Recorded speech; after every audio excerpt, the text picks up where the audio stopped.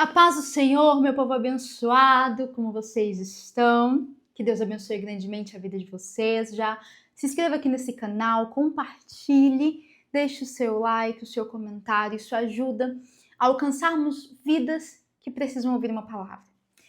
Hoje eu vim aqui porque Deus manda dizer para algumas pessoas que Ele sabe do que você precisa. Hoje pela manhã, enquanto eu orava, o Senhor começou a ministrar o meu coração e eu vim, abri a câmera e estou aqui trazendo para vocês tudo que o Espírito Santo trouxe a mim. O Senhor sabe do que nós precisamos. Muitas vezes nós nem sabemos, por isso nós não pedimos. Como assim? 2 Reis 4, a partir do versículo 8, diz assim, abre aí a tua Bíblia e acompanha comigo. Eu gosto que vocês acompanhem. Diz assim, tem por título Eliseu e a Sunamita. E certo dia passou Eliseu, profeta, por Sunem, onde se achava uma mulher rica, a qual o constrangeu a comer pão.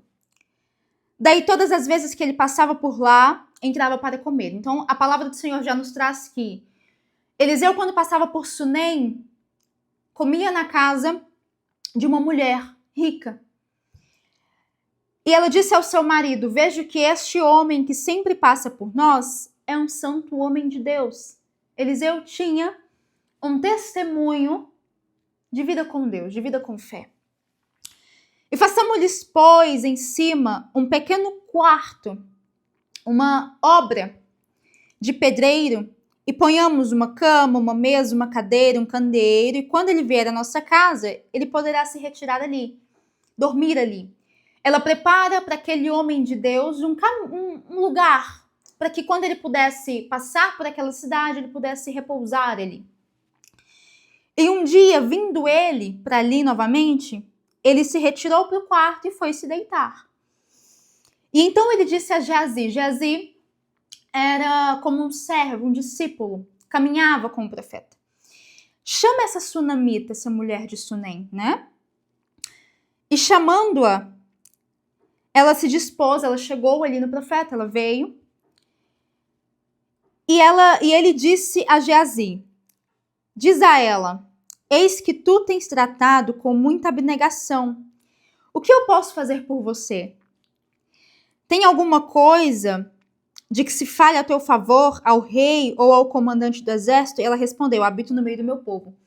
Em sinal de gratidão ao que aquela mulher estava fazendo, ele diz assim, o que eu posso fazer por você? Tem alguma coisa que eu possa pedir ao rei ou ao comandante do exército? Existe algo que eu possa fazer por você? E ela disse, eu habito no meio do meu povo. Ela não pede nada ao profeta. Mas então, Eliseu, o profeta, diz assim, ele pergunta para Geazi. Já que ela não respondeu nada, então eu vou perguntar para este que anda comigo. O que eu posso fazer por ela? E Geazi responde assim, ora, ela não tem filho e o seu marido é velho. Então o profeta manda chamar ela, ela chega novamente, e no versículo 16, o profeta diz assim, por esse tempo, daqui a 1 ano, abraçarás um filho. E ela disse, não, Senhor, homem de Deus, não minta a tua serva, não me engana. Sabe o que ela estava dizendo aqui? Não. Primeiro que eu não te pedi. Não brinca com as minhas emoções. Sabe quando nós, muitas vezes, recebemos de Deus uma palavra, uma confirmação, ou uma profecia de alguma promessa tão grande? Sabe quando Deus diz assim, eu vou te dar um carro, eu vou te dar uma casa, eu vou te fazer feliz, você foi chamado para dar certo, você vai se casar, você vai ter uma família. Mas às vezes são coisas tão grandes para a nossa realidade e para a nossa mentalidade pequena, porque a gente é humano, nós somos limitados. Que nós dissemos assim ao Senhor, não me permita sonhar. Não me promete um carro, não me permita uma casa, porque isso é loucura, Senhor, isso está muito longe da minha realidade. Não me prometa um filho, porque o Senhor sabe que é o meu maior sonho. E tem gente que muitas vezes nem ora pedindo a Deus algumas coisas por medo de se frustrar, por medo de sonhar alto e Deus não realizar. Mas entenda uma coisa, quando o profeta profetiza para aquela mulher dizendo: você daqui a um ano vai abraçar um filho, você vai ter um filho contigo, você vai dar à luz. E ela diz: não minta para mim não. A palavra intrinsecamente está trazendo que aquela mulher tinha sim um desejo. Porque senão Geazi, que andava por ali, não teria contado isso ao profeta. Ela não tem filho, o marido já é velho. O que o Geazi estava dizendo ao profeta Eliseu? Ela não tem filho, o marido é velho, não tem como ter um. Então, provavelmente é isso que ela deseja. Só que ela nunca pediu. E às vezes nós temos medo ou receio de pedir a Deus algo por medo de não se cumprir. Porque às vezes a gente pensa que Deus não se importa. Tem gente que pensa assim, que Deus não tá nem aí para o que você sonha, para os teus sonhos, para os teus projetos. E eu sempre digo aqui, Deus se importa até com aquele sonho que você mesmo julga, porque nem você acredita que pode se tornar realidade. Nem você acredita que você pode gerar. Você talvez desenganado pelo médico. Nem você acredita na tua cura. Nem você acredita que pode ser feliz novamente. Nem você acredita na restauração do teu casamento, na restauração do teu noivado, do teu namoro. Às vezes a gente tem medo de orar por achar que não vai acontecer. E aí a gente já mostra que não temos fé. Mas ele diz, não, você vai dar à luz a um filho? E ela diz, não minta pra mim. E no versículo 17, a palavra vai dizer assim, e concebeu a mulher. Ela concebeu. Ela deu à luz a um filho, no tempo determinado, naquele 1 ano. E segundo Eliseu disse, e o menino cresceu, o menino saiu, e certo dia ele estava com o pai. E então ele disse ao pai, ai, a minha cabeça. E o pai disse ao moço, ao servo que ele trabalhava para ele, leva ele para a mãe. E no versículo 20 diz assim, e ele levou para a mãe, sobre cujos os joelhos ficou sentado até ao meio-dia e morreu. Olha só, se coloque no lugar, eu te convido a se colocar no lugar daquela mulher nesse momento. Ela não pediu a Deus a um filho. Lhe foi prometido um filho. E agora ele morre. Ou seja, ela recebeu agora um sofrimento do qual ela nem pediu. Ela nem queria. E talvez ela não pedisse ao Senhor aquele filho que ela desejava no seu íntimo por medo de sofrimento, no sofrimento de frustração. E aí, mesmo sem pedir, Deus traz a ela, faz a promessa através do homem de Deus, do profeta, cumpre. Deixa ela sonhar, deixa ela aproveitar, deixa ela amar aquele filho, cuidar daquele filho para deixá-lo morrer. E muitas vezes é assim, a gente não pediu um casamento, a gente não pediu uma casa, um carro, a gente não pediu um cargo. Talvez você não pediu por ter o chamado que você tem, você não pediu para exercer o ministério que Deus chamou. Mas Deus começa a profetizar e a cumprir na sua vida. Mas entenda uma coisa, andar com Deus não é estar isento de problemas, não é estar isento de dificuldades, mas é entender que quando as coisas apertam, nós temos com quem contar. Imagina se não tivéssemos com quem contar. E naquele momento, ela sobe, deita na cama do profeta, deita o menino, deixa lá, ela fecha a porta e sai. Ela não se desespera.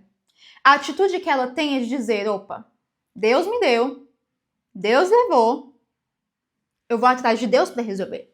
E naquela época, não era como hoje. O Espírito Santo ainda não havia sido enviado como um consolador.